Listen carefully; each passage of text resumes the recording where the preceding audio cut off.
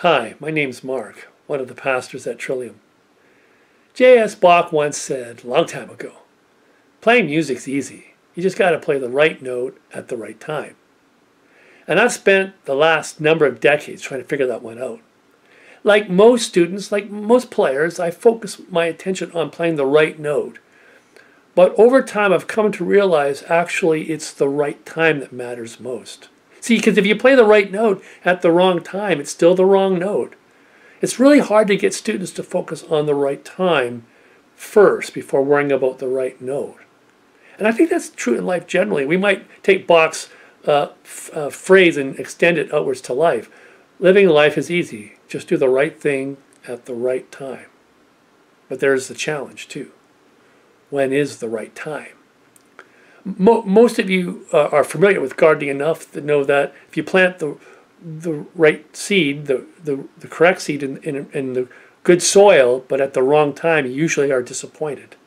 How many of us have planted a seed or a plant early in May, too early in May, and gotten burned later on by frost? Maybe we've seen a really warm first half of May and we think we can get ahead of the 2-4 weekends. We want to get our seeds and plants into the ground, and yet maybe just a day of frost can ruin all our efforts.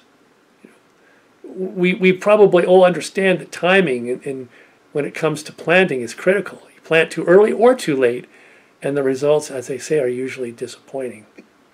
The Japanese Buddhist warrior and philosopher Miyamoto Musashi said this. He said, all things entail rising and falling timing.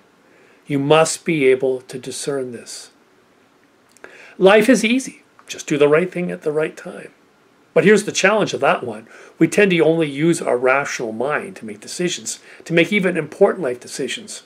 We use our rational mind to the exclusion of other forms of consciousness. You know, there's these coincidences and these odd moments that collide with each other, and they produce a door opening to us. How do we explain that?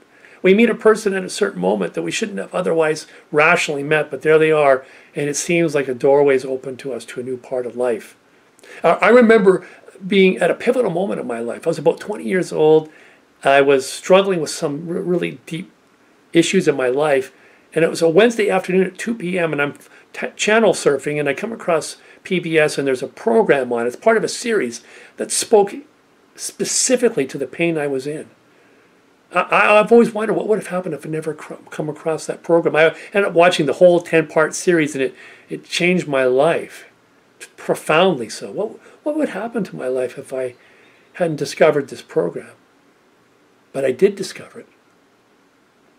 We meet a stranger, and they open a door to us. We can't explain it. We go to some event that we have no clue why we're there, really, and a new opportunity is given to us. I remember reading that Johnny Depp never planned to be an actor. He just happened to go with a friend of his who was auditioning for a movie part. He's just standing at the back of the room waiting for his friend, just waiting, just doing nothing, bored. His friend didn't get the part, but the director noticed Johnny Depp and invited him to read for a role. And amazingly, Johnny Depp got the part. It totally changed his life. He probably had no clue what he was doing there. He had no really deep understanding of why he'd come to this place. But who's to say that in a deeper sense he was meant to be there? And one might wonder if he didn't go, where his life would be today. We are invited as followers of Jesus not only to join our hands with the Lord, to be God's hands in the world, but to also join our minds with God. And it seems to me the critical component of joining our minds with God is gaining impeccable timing in life. To know what to do at the right time. The right thing at the right time. After all, life is essentially an act of timing. That's what happened to the first disciples. They follow Jesus, they walk with him, they experience his crucifixion, his resurrection, and just on the verge of leaving them, Jesus gives them this command. I want you to wait in Jerusalem for the gift of your Father, the blessing of the Holy Spirit, the mind of God. Not only the power of God, but the mind of God who will teach them to not only do the right thing, but to know when to do it.